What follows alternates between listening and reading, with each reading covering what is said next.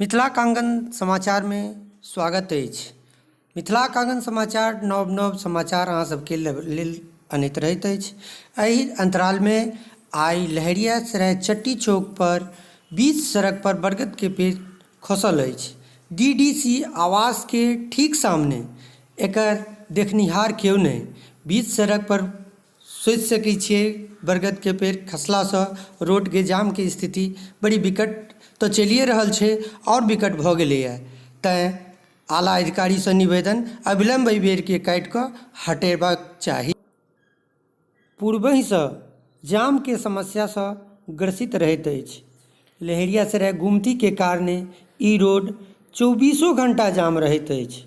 मुदा एहि समस्या के देखनिहार केओ नहीं छथि। लेकिन आइ बरगद के पेड़ बीच सड़क पर खसि गेला से और जाम के समस्या बढ़ि गेलै।